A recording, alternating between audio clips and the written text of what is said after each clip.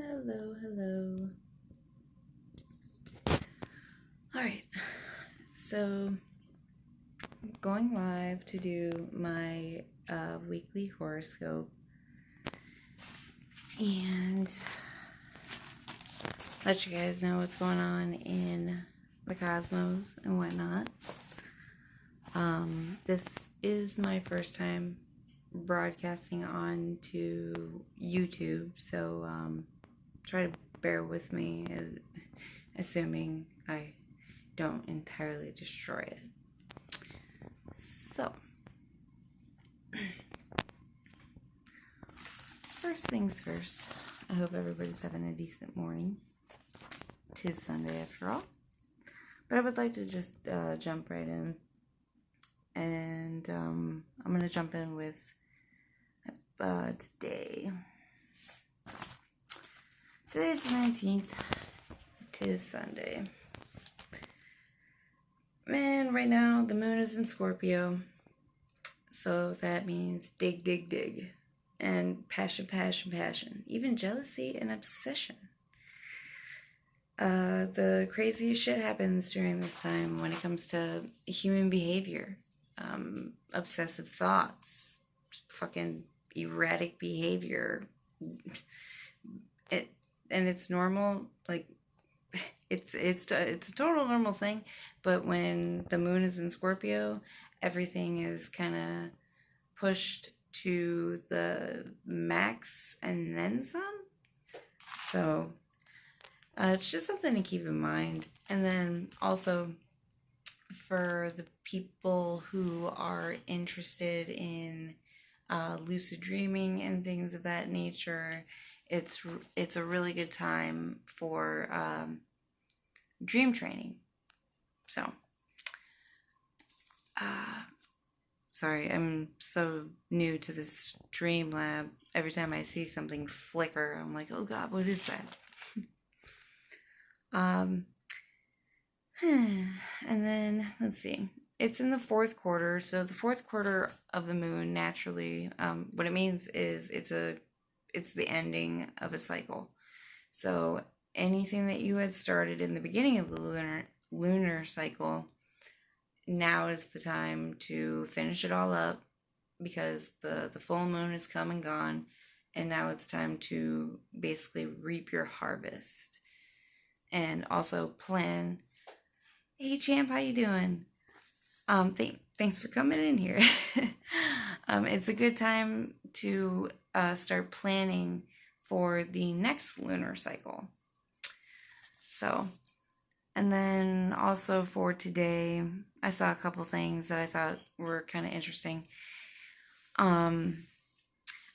Also some notable things to keep in mind. The planet Uranus has gone into Taurus. Now that only happens once every 34 years.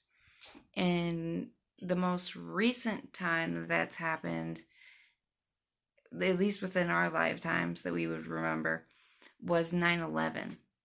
And it was when Saturn and Pluto, right now they're conjunct to one another, which means it's an aspect. It means that they get along. And in 2001, it had gone into retrograde and it was in opposition. So it literally means how it sounds. It was opposing one another. So in any time that these two particular aspects get involved with one another, it means economic, like, upheaval, environmental destruction. It's basically, it long story short, it's structure and destruction because of Pluto, and then rebuilding from the ground up. But it's never easy. It's always, like, from what I've been gathering, for instance, it wouldn't be surprising to me personally if, say, we went back to the bartering system when it comes to money. Things like how we deal with financial exchange and things like that, it's stuff like that that changes. But the last notable time that we would remember anyway was 9/11. So that just gives you kind of an idea of how I will keep that in mind, champ. Thank you. But that does give you guys an idea of just how bad it can get. And, but the trick is to this is to just be prepared for anything. And for you extremists, if that means getting your bomb shelters and your, powdered food and this, that, and the other, do what you got to do. Better to be prepared than unprepared, especially at a time like this with these particular aspects. Moving on, the moon, like I said, it's going to be in Scorpio. It's going to be in Scorpio for most of the day. It's going to move into Sagittarius later, which is going to add a bit more of a optimistic side of things. Sagittarius is naturally an optimistic, outgoing sign. So it also deals with, higher education, philosophy, religion. It's always about expansion. And the moon moves into Sagittarius later on this evening at about 9:23, and that would be Eastern Standard Time. And it forms a trine. Now, for those of you who don't know, a trine is a favorable sign, or I'm sorry, a favorable aspect, because it's literally two signs that understand one another, so they communicate well. And so, I don't know, it's all about getting it going, though, because you could have an aspect that is a good thing and turn it into a bad thing really easily if you're not productive with it. But it makes a trine with Chiron. Now, Chiron is not fully acknowledged in all forms of astrology. Some astrologists don't even look at it. Now, personally, I do. It's known as the wounded healer. It's an asteroid, and the way that it reflects in a chart and to your everyday life, so on and so forth, is it deals with how you deal with trauma and monumental pain, pretty much. It's not called the wounded healer by coincidence. And for instance, mine is in Cancer. So the way that I deal with things, quote unquote, is I'm more of a suffer in silence type.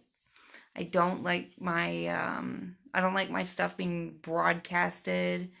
I retreat and internalize and beat myself up, and then I'm all good again. So, but it's currently in Aries. So, and Aries is very ego driven. Their ruling sign is Mars. So naturally they're very go go go. They sometimes don't stop to think, and they really should. But at the same time, Aries people are some of the most interesting extroverted people that I've ever watched or met. They're very interesting. But for it to be in Chiron, it's just it's not exactly its comfortable place, because Aries don't really like to deal with the pain and getting in depth with things. And like I said, that's going to happen later on this evening. And then we have what I always screw up the actual pronunciation, but it's a quinquax. Now, what that means is that it's 180 degrees from the aspect itself. And it literally means that there's no elements in common, there's no planets in common, there's nothing in common. Like, it's just a total fuckery. And most of the time, it's not the most significant of aspects, but for some people in their natal charts, like I put one up on the side here so you guys could see what I'm talking about. This particular chart is current. This is, say you had a baby today. This is what their chart would look like. But it goes up against the Uranus in Taurus, which I was talking about previously. And the moon and Uranus, they have nothing in common.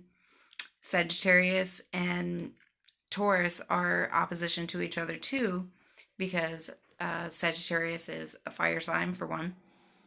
Taurus is an earth sign, but Sagittarius is all about, go, go, go, and Taurus is very structured, stubborn, and they have a tendency to get lazy and complacent. So, obviously, there's just nothing but a bunch of fuckery there. But there is a thing that happens earlier in the evening. It's between the moon and the sun, and it's called void of course.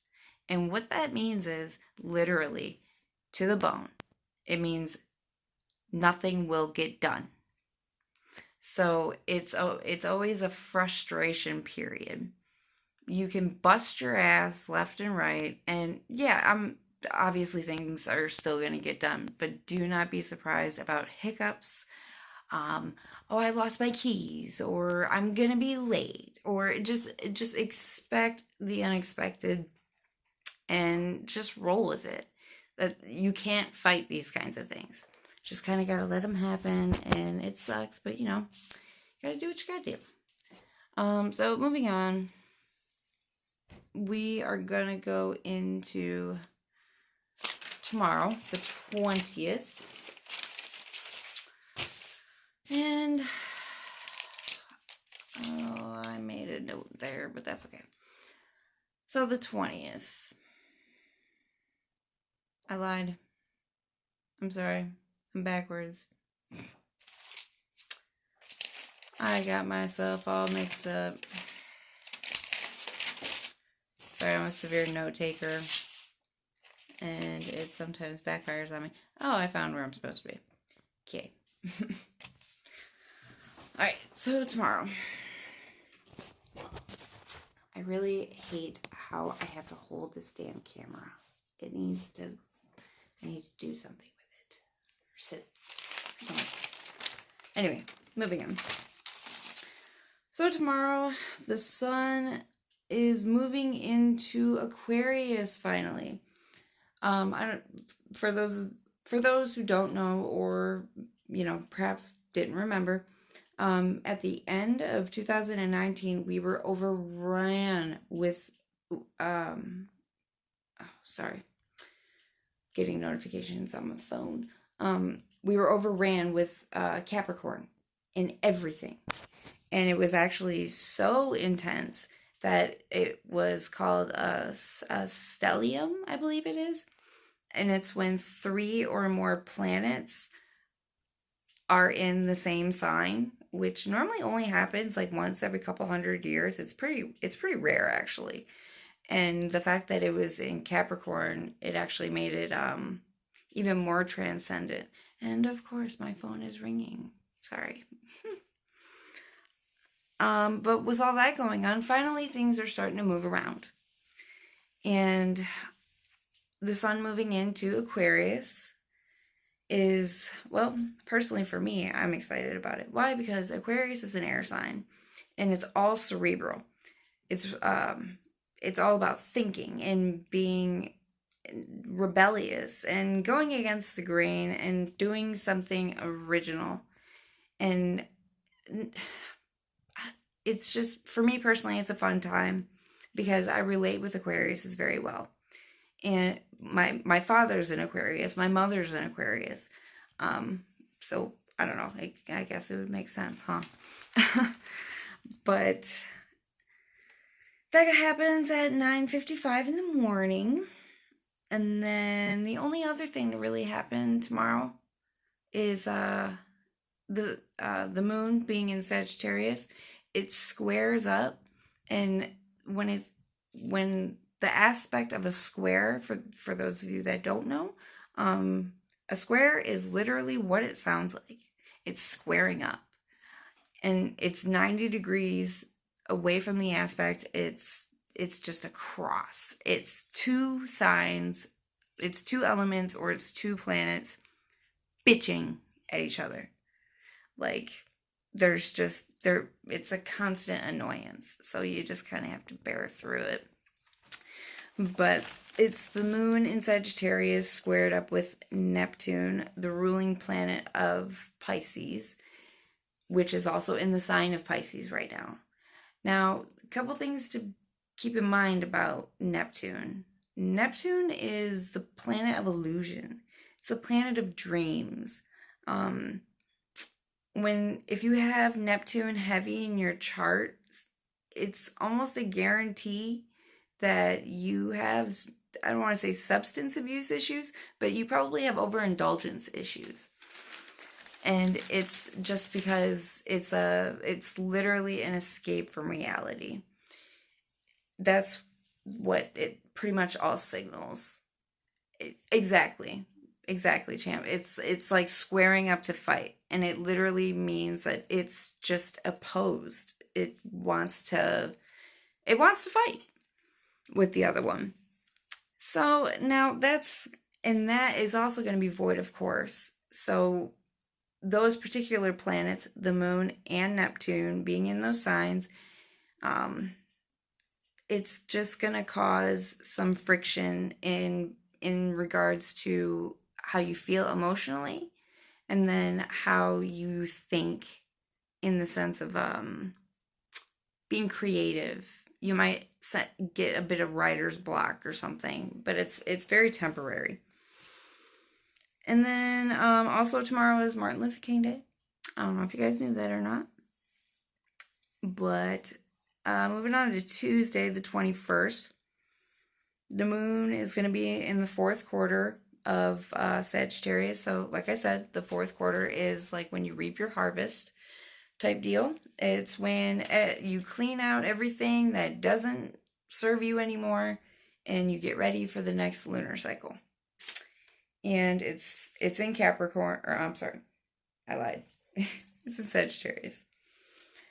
And so it's even more apt to push for the let's get rid of things and move forward. Sagittariuses don't really like to deal with clutter, I guess you could say, in more ways than one.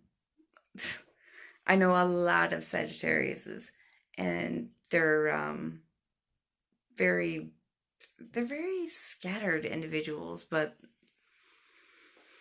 I'm getting lost. I'm getting carried away with myself.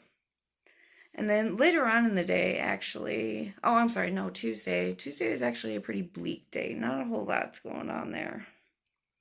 And then Wednesday, the 22nd, the moon moves into Capricorn.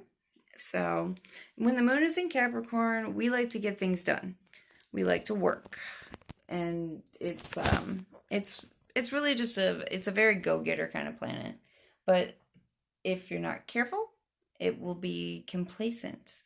Capricorns, I don't know not one Capricorn that is like, if they know that they have to do something, like, work-wise or something, if they don't do it and, get it done and get it done right, they're going to be bitchy and just irritated and irritating.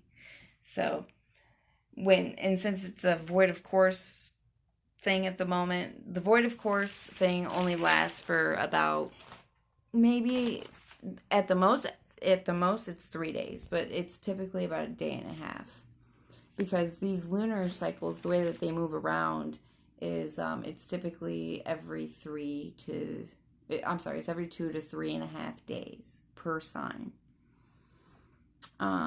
Moving after that, on Wednesday still, as discussed. The moon, once again, it squares up with Chiron.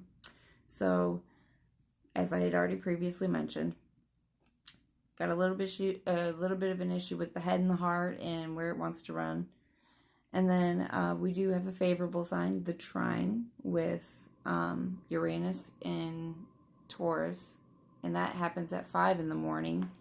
So hopefully when you wake up, because a lot of it is dependent on your natal chart, how it personally affects you. But this is a general thing, and that's why I put the chart on the side here, so you can somewhat have an idea of what I'm talking about. If you don't, then feel free to ask me anything. I'll get to that later. But yeah, that happens at 5 a.m. And then the sun, being in Aquarius, makes a sextile. Now, what a sextile is, it's 60 degrees either in a fire or air sign or a earth or water sign. It's one of the two. But they work well together. So it's considered a favorable sign, but it can, once again, it can become complacent and lazy, and the kicker really is to get it going. So it's all about finding things and how to use them to your advantage. All right. Moving on, we have with the moon being in Capricorn, it makes a sextile with Neptune in Pisces at 7:20 in the morning. And pretty much what it boils down to, the moon and your imaginative side, they're going to be in agreement with one another.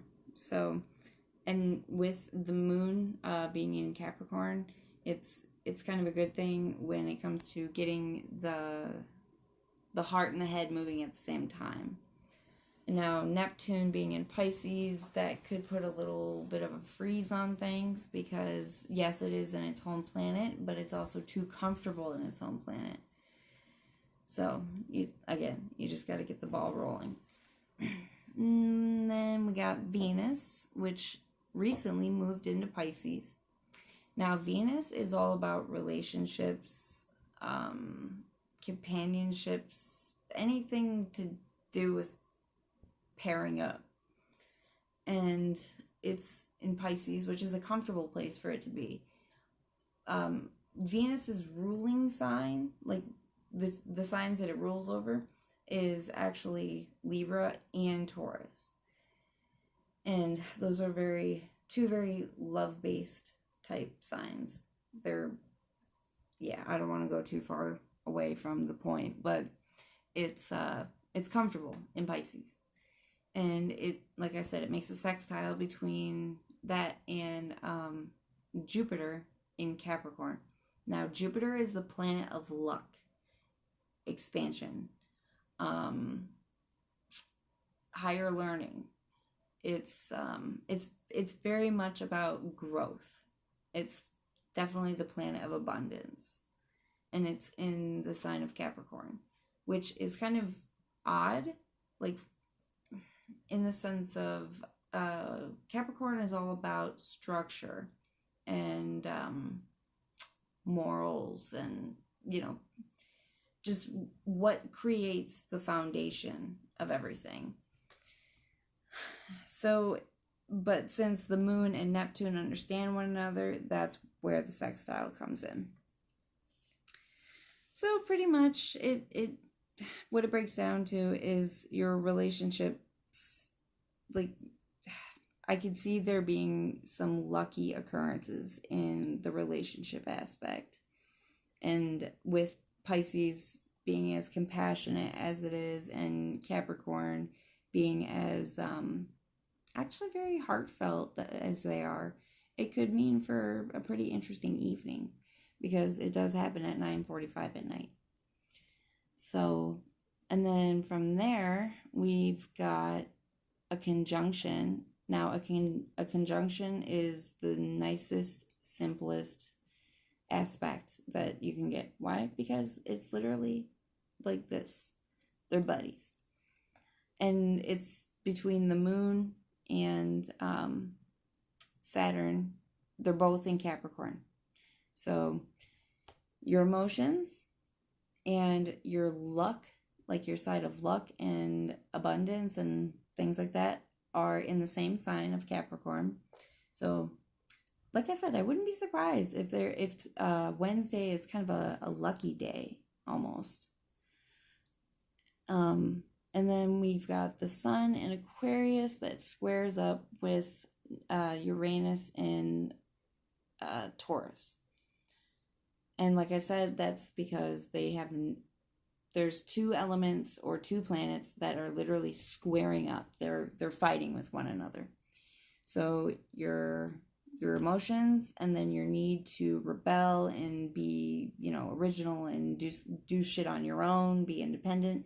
Those two are going to be kind of bumping heads. So just try not to be too much of a pain in the ass to yourself, because that's going to be the big issue. That and things like when the moon is in Aquarius and the sun, the mouth can run away really fast because they're more temperamental than other air signs. And just be careful. So moving on to Thursday, it's in the fourth quarter of Capricorn, the moon, and like I said, it's harvest time.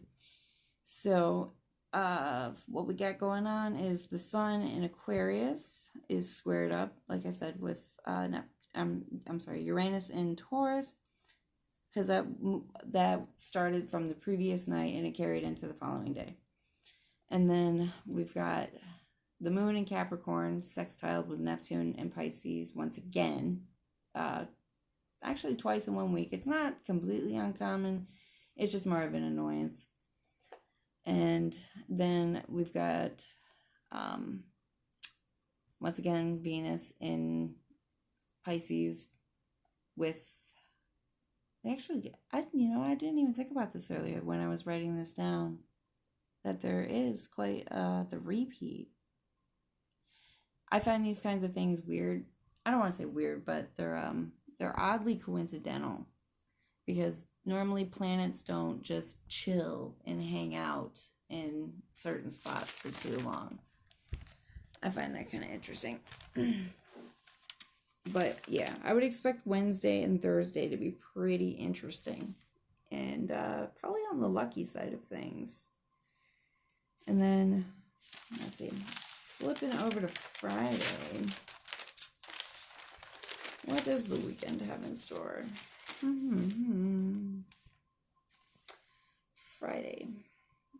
Friday's the new moon.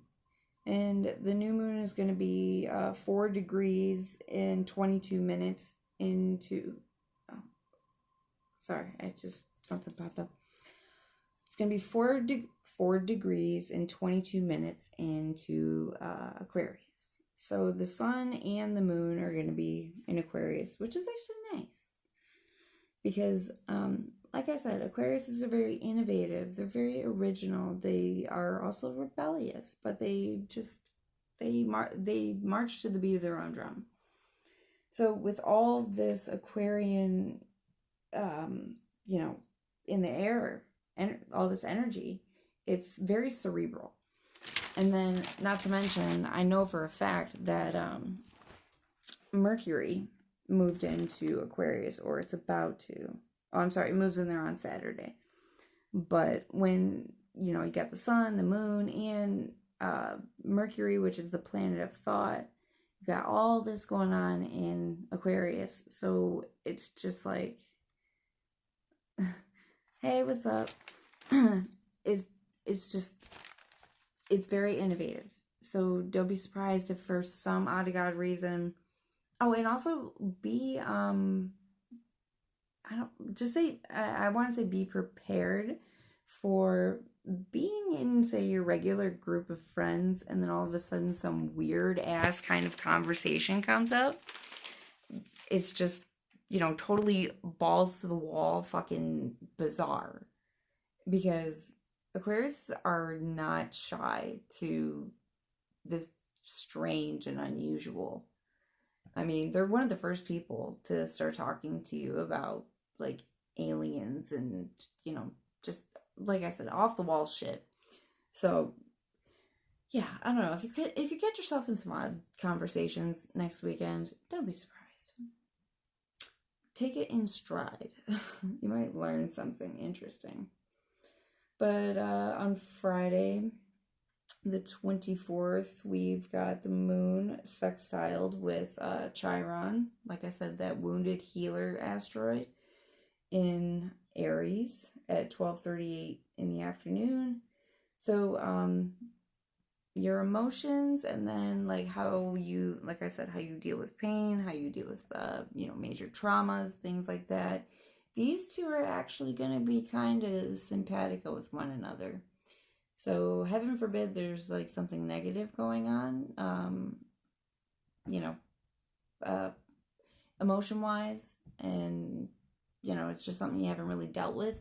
It might be a decent time to start, because it's also the new moon, and that is always a good time to reflect and introspect and really start, thinking about how you want the next, not only the next lunar cycle, but just things in general, how you want life to go.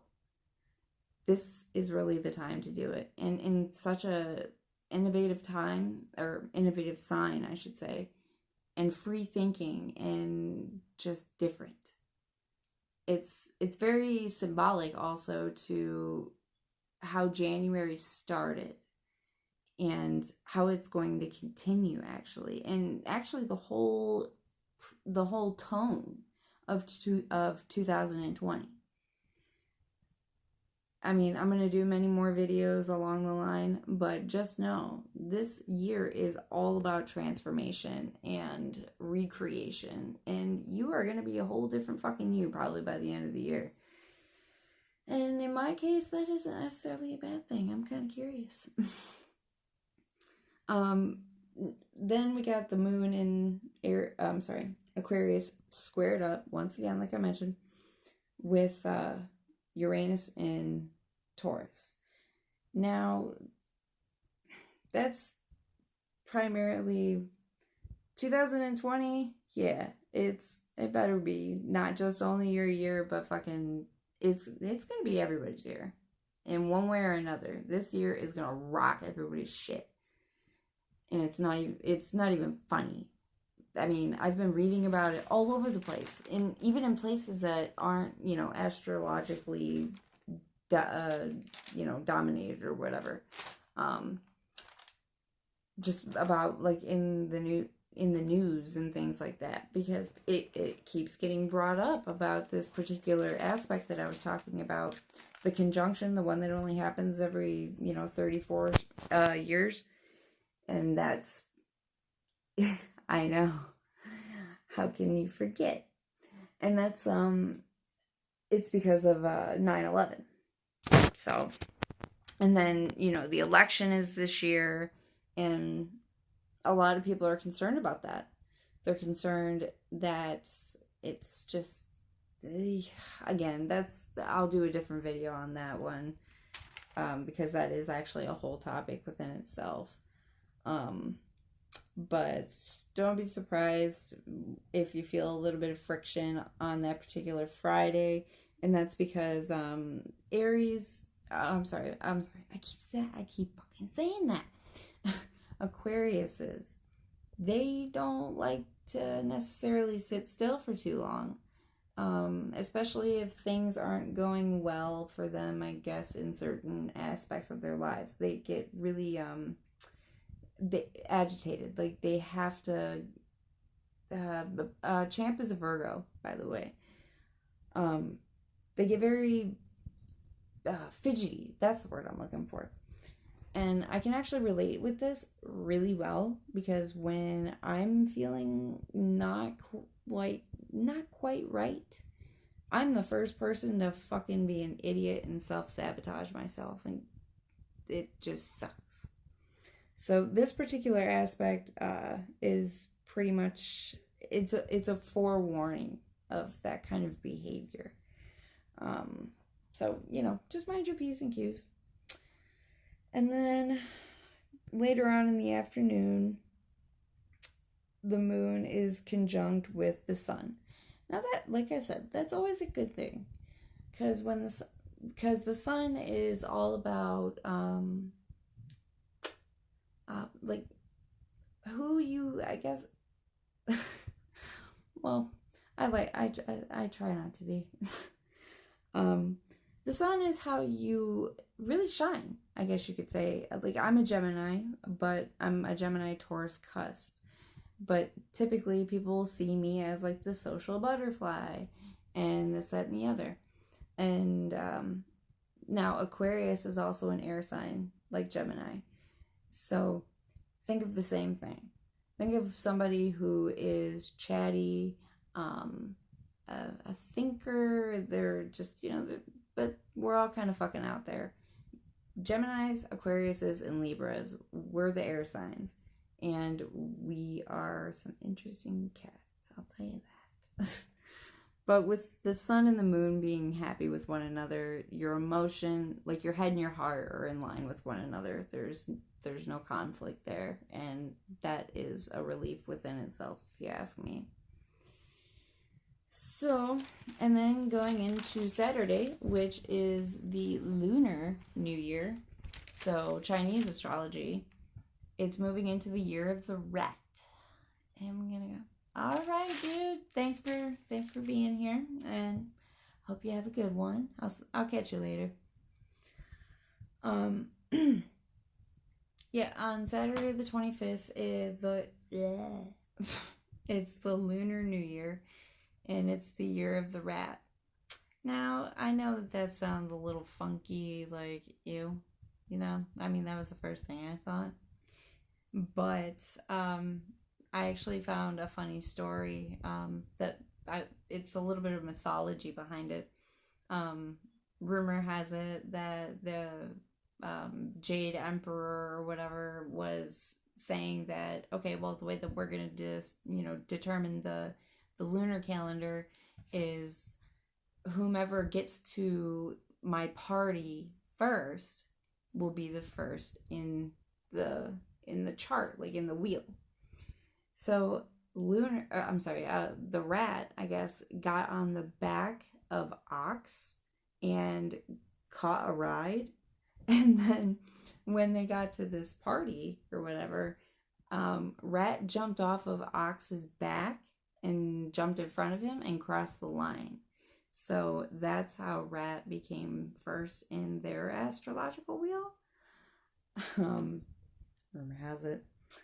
But it's also looked at as, like over there, since it is such a fertile breed, we'll say, people do pray and like use rats as a fertility symbol, and like they'll pray to them and stuff. So, to each their own, though. I just thought that was an interesting little fact.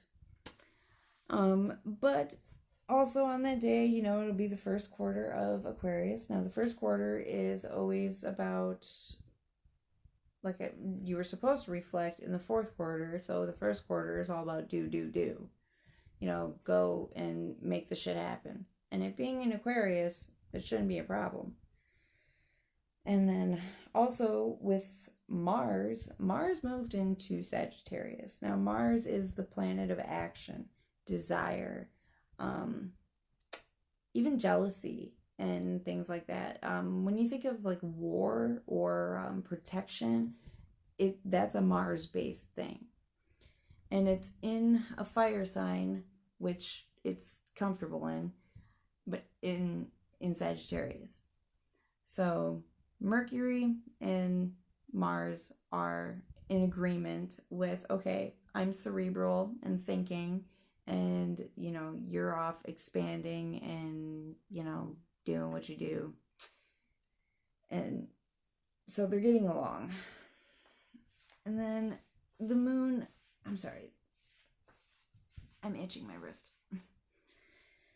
The moon in Aquarius is conjunct, actually, with Mercury. Sorry, I was reading one of my side notes. I write too many of them.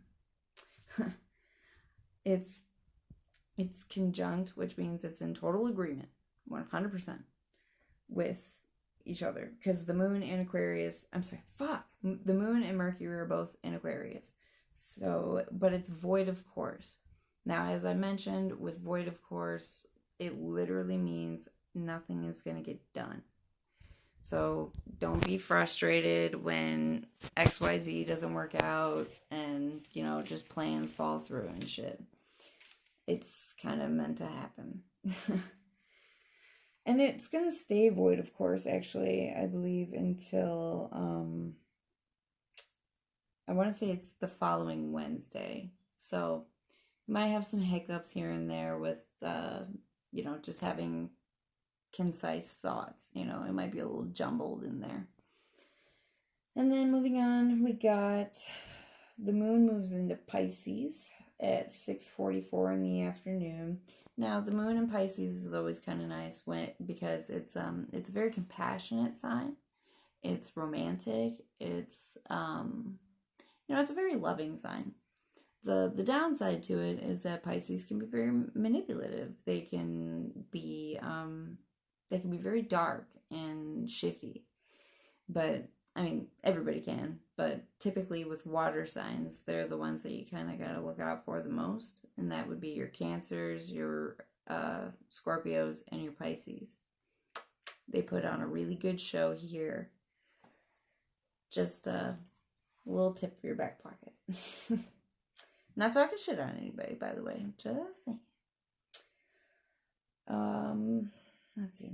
And then Venus being in Pisces, it squares up, I guess, and that's, once again, it's an unfavorable sign because it's friction. It's friction between Mars and Sagittarius, and that to me just sounds like a clusterfuck. Just because Pisces is so passive and Sagittarius is anything but. And unfortunately, and then, you got Venus and Mars together. Venus is all about love, and then you got Mars, it's all about action. And it sounds annoying already, and it hasn't even happened yet. But that'll happen later in the afternoon, later in the evening. That'll be about 8:30, it says 8:37 p.m. So, and then coming up to the end of the night, you got the moon in Pisces, and it's sextiled with Uranus in Taurus. I think that there's some decent ways around this, because Pisces and Taurus are actually a decent team, even though, one's water, one's air, but they are actually a decent team in most regards. And the thing is, I think the reason why it's a sextile here is because the moon and Uranus don't get along so well. The moon is, once again, it's all about emotion, and Uranus is all about freedom and, rebellion and doing their own thing. So they don't like to be, Uranus does not like to be bogged down in any kind of sign. And unfortunately, there goes my cigarettes. Being in Taurus, Tauruses are very homebody type people. So, you run across that a lot with your earth signs. They like to be comfy. Hi. And then coming to Monday on, what is that? The 26th. We got the first quarter of the moon's in first quarter Pisces. So those seeds should be working. And once again, you got this is different. Venus in Venus in Pisces is conjunct. So it's happy with Neptune in Pisces. Why? Because they understand each other. They're both in very, very comfortable spots. So, just be forewarned that um, this is when people who have addiction issues are very prone to slip into a very old familiar shoe if, say, that they haven't been doing, say drinking or smoking or gambling, shopping, whatever your poison is. Those are the kinds of things that are the dark side to this particular kind of aspect. Now, the bright side is that, shit, you got the love planet with a very compassionate, loving sign. So you're more actually apt to start relationships and things like that during a time like that. And then, being in its home planet of Neptune, I can only imagine that people who are more sensitive and more in tune, like they pay attention more so to their dreams. This particular kind of aspect is when people lucid dream really, really hard, or they have very, very vivid dreams, and they're very telling. I would personally, if I were to have a dream during this particular time, I'd make it immediate to make a note of what I dreamt about. Why? Because it's probably a foresight of some kind. Pisces and the moon and Neptune, when they get together, intuition.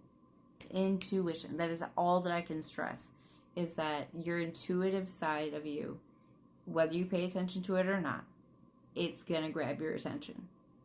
So I would strongly suggest that you pay attention to it. Moving on, we got the moon in Pisces once again, it's sextiled with Jupiter in Capricorn.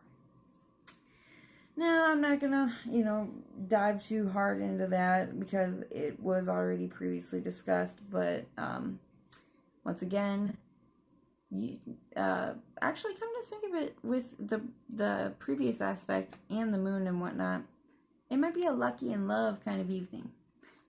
And I've noticed that a lot in the past, I'd say 2 weeks. I've been looking at these particular signs and aspects, and there has been a lot of interaction between Venus and more compassionate and mutable signs. And that's actually a good thing. For people who are single, that's great. Like for people who are seeking relationships. For people who aren't, it's a great time for, casual dating. You might meet someone who you really click with and you got a good, good companionship with, or even business partners. It's all about partnership. So either way, whether it be love or, you just got your partner in crime, either way, it sounds pretty damn good to me. But coming to the end of this, there was just a couple things that I wanted to mention.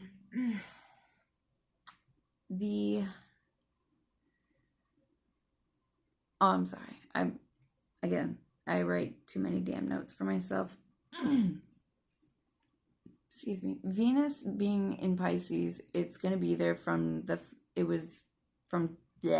January 13th. That's when it went in, and it leaves on February 7th.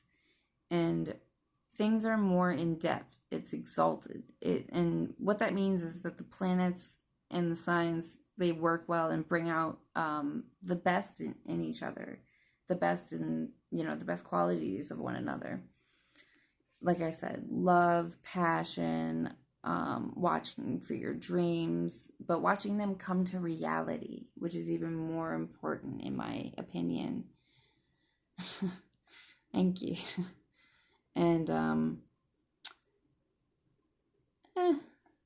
sorry, you're fucking me up here. Anyway, but yes, with Venus being in Pisces like this, it is it's very big on the on the emotional side of things, relationship side of things. Don't be surprised if you find yourself caught up.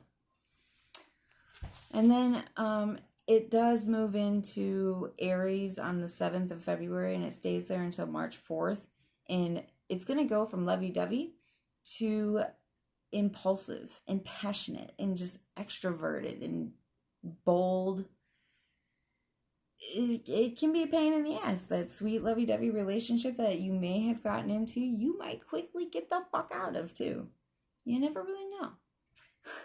You got to be careful also during a time like that when it comes to money, because it's a very like easy come easy go kind of attitude.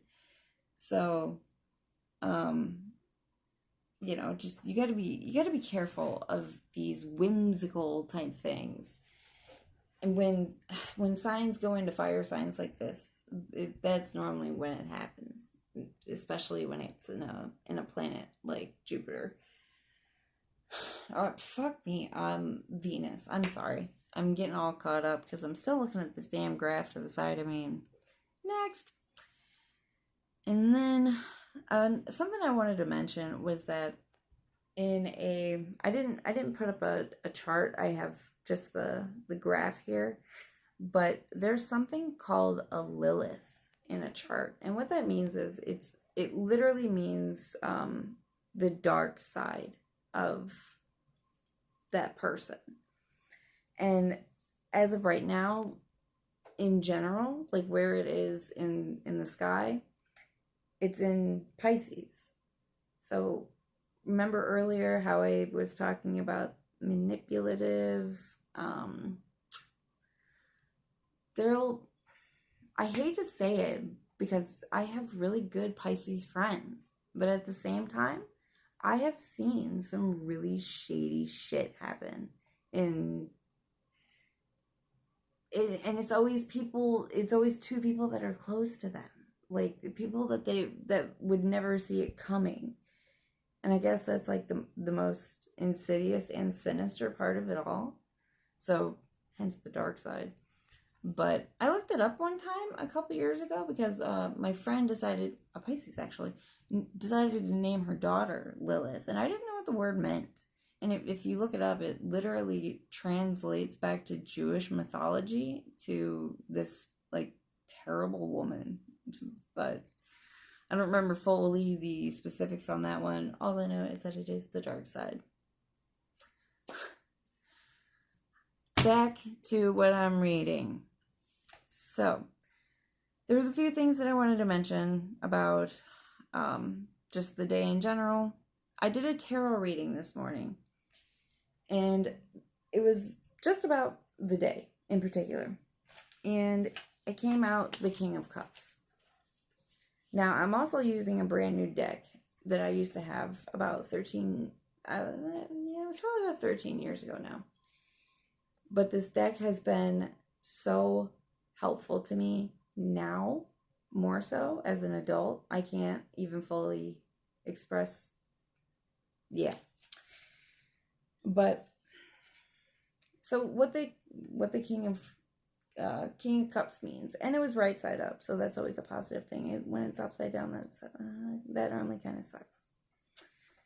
So the card, what it looks like, which I'll show in a second, it's the insightful king stands proudly on a sand dune. His kingdom by the sea has benefited from his intuitive leadership and creativity. A trading vessel sails across the horizon as a spiritual star shines upon its earthly counterpart. And what the card means upright, in a nutshell, it means artistic, creative, leadership, free thinking, and businessman. And this is what the card actually looks like. Now, mind you, it's kind of funky because the card, it's part of the tarot deck itself is called Deviant Moon Tarot. So it's not your average tarot cards. But this is what it looks like. And what he's doing is he's looking over his land, you know, just with his cup, just chilling and being happy because he fucking rocked it. And now normally if I had just say like a normal rider deck or whatever, normally when you draw a card dealing with a man or a woman or whatever, it'll actually kind of signify whomever you had in mind or who's coming or whatever the case may be. Normally there'll be some sort of like their hair, or there'll be something about them, some characteristic, that's the word I'm looking for. Some characteristic about them that will actually show up in the card itself. So, but I find it funny that for today, the card, the representation is the King of Cups. Now, cups always mean emotion. It's always dealing with, you know, a relationship or, again, a partnership, but it normally is it's a love relationship. It's normally a boyfriend, girlfriend, or I don't want to get fucking hated on or something. It's a partner type thing. Excuse me.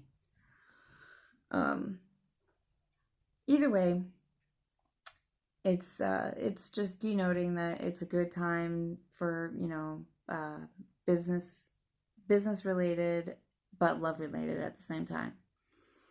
And also, you know, being able to be free thinking and creative. So never pass that up. And then I thought something that was interesting, because earlier today when I was writing all this out, I was listening to my Pandora and a song came on. And it's a song that I used to listen to all the time when I was working in catering. And it's a song called Dreamers by K-Flay. And I found it funny and ironic that there's a certain part where she says, the only thing to fear is never being scared. And the moon and the sun and everything moving into Aquarius, that is a very brave sign. So I found it kind of coincidental, and I thought that if you guys haven't heard it before, maybe you'd like it. If not, well then, hey, check it off the list as a song that you heard once and you'll never listen to again. And then I figured, well, that I was going to take some advice from American History X, that it's always good to end some, you know, a paper or a live stream with a quote. And it's actually one of my favorite quotes, and it has been for quite some time now. And it's primarily because of, well, I guess you'll see. The quote itself is, humans in their never-ending quest to explore and discover may find a pot of therapeutic gold at the end of a spectacular and at times rather dismal PCP rainbow. You might be wondering, what the fuck was that about? Well, I like to, you know, dive into chemistry and things like that. I'm really into science. And I was reading a book called Lysergic. It's by Crystal Cole. I don't know if you guys know who that is, but look her up. She was involved in I think it was the biggest LSD bust in American history. Anyhow, during that time, while I was reading that book, I came across something else in a different book and ran across that quote. And it just resonated with me. And I really liked it. And it demonstrates both sides. That yes, there's always that, you know, there's always the bright side, but there's always the dark side too. But hey, at the end, you know, it's at the end of a PCP rainbow. Like, how bad could that be? I don't know. Anyhow, and then fun mention, two of my favorite people. What's up? Two of my favorite people, actually, it's their birthdays today. We got Janis Joplin and Edgar Allan fucking Poe. Tell me that isn't cool. I think it's cool. Yeah, I think you are the only one watching. And you know what? That's okay, because this is my first time doing my astrology live stream on YouTube. I normally do it on Facebook, but I'm trying to stray away from Facebook and do it here. So yes, I do believe you are the only one in here, but I appreciate it. So, anyway, the chat. Really? I'm not even gonna go there. I'm sure. Anyhow, I hope that anyone who sees this has a good day, and thank you, Clout Gangster, for tuning in, and Champ, of course. And yeah, I don't know. See you guys later.